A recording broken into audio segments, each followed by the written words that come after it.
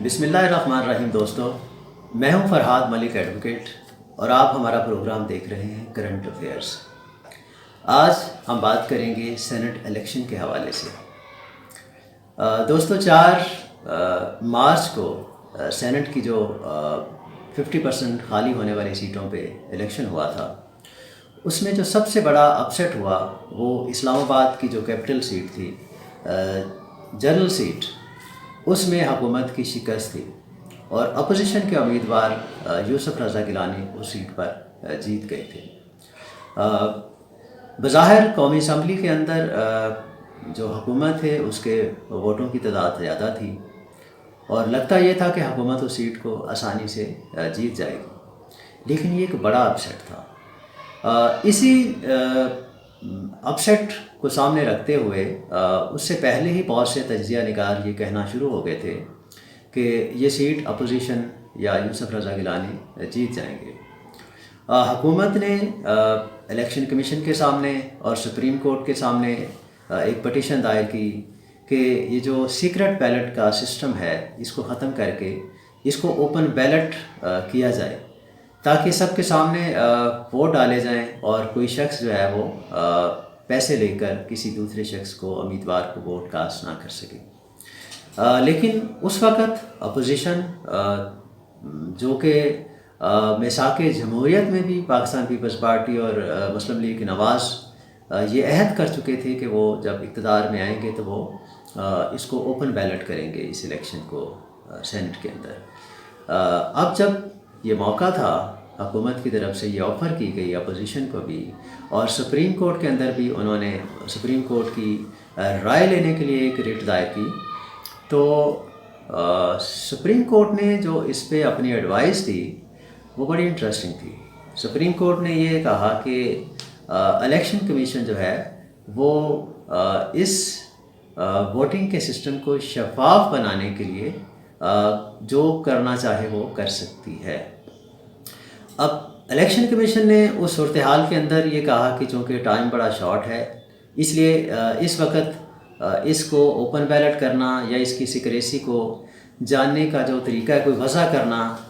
کوئی ways and means جو ہے وہ اس کو اسٹیبلش کرنا وہ بڑا مشکل ہے، ٹائم شارٹ ہے،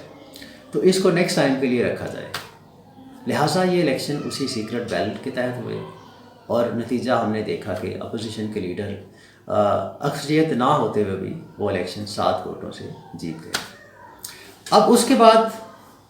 باری تھی چیئرمین سینٹ کے الیکشن کی۔ اب چیئرمین سینٹ کا جب الیکشن آیا تو اس کے اندر ظاہر ہے کہ پھر سیکرٹ بیلٹ سے ہی ووٹنگ ہوئی، اور ہم نے دیکھا کہ اپوزیشن جو تھی اس کے ووٹ زیادہ ہونے کے باوجود ان کا امیدوار یوسف رضا گیلانی حکومت کے امیدوار صادق سنجرانی کے مقابلے میں ہار جاتے ہیں۔ اور دلچسپ بات یہ ہے کہ یہاں بھی جو فرق تھا وہ 7 ووٹوں کا تھا۔ اپوزیشن کے 7 ووٹ جو تھے وہ ریجیکٹ کر دیے گئے کہ انہوں نے امیدوار کے نام کے اوپر سٹیمپ لگائی تھی۔ ابھی یہ کیس کورٹ کے اندر ہے، اپوزیشن کی طرف سے ایک اپلیکیشن پینڈنگ ہے جس پہ فیصلہ آنا بھی باقی ہے۔ اسی طرح سے حکومت نے یوسف رضا گیلانی صاحب کے الیکشن کو بھی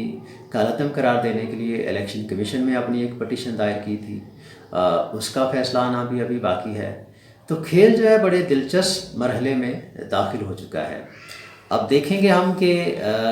عدالت جو ہے وہ سینٹ چیئرمین کے الیکشن کے اوپر کیا فیصلہ دیتی ہے۔ کیا وہ جو پریزائڈنگ آفیسر نے 7 ووٹ کینسل کیے تھے وہ اس فیصلے کو برقرار رکھتی ہے، یا وہ ریجیکٹڈ ووٹس جو تھے ان کو وہ درست قرار دے کر اس الیکشن کو کالعدم قرار دے کے یوسف رضا گیلانی کو جیتا ہوا ڈکلیئر کرتی ہے،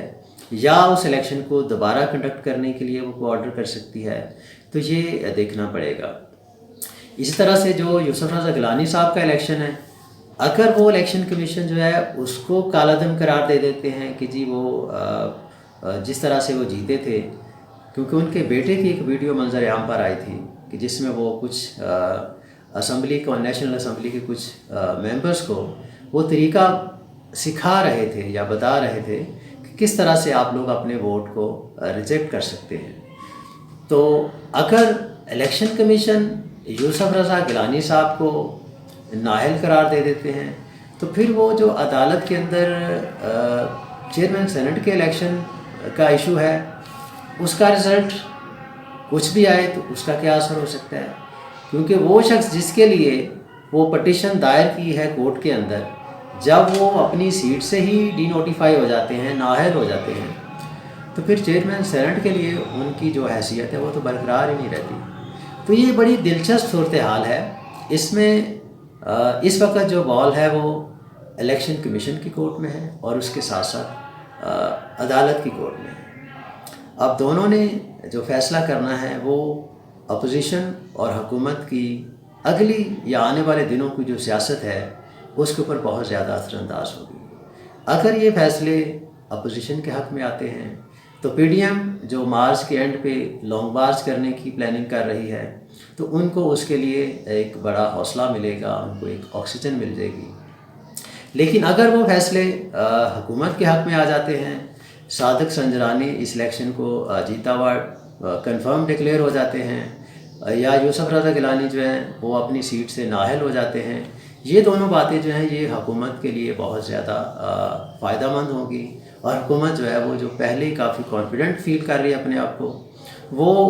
अपने आप को और ज़्यादा पुरएतमाद समझते हुए वो अपोजिशन की किसी भी किस्म की ब्लैकमेलिंग में आने से साफ इनकार कर देगी। और वो जो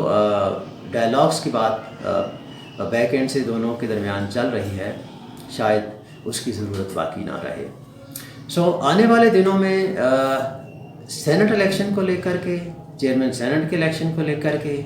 जो डेवलपमेंट होने जा रही हैं वो बहुत ही दिलचस्प होंगी। तो इंशाल्लाह जैसे जैसे इसके अंदर कोई नई चीज़ें सामने आएंगी तो उसको हम ज़रूर डिस्कस करेंगे।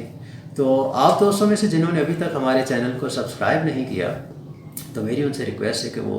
हमारे चैनल को सब्सक्राइब करें ताकि हमारी आने वाली जो नई वीडियो है वो सबसे पहले आप तक ज़रूर पहुँचे। शुक्रिया।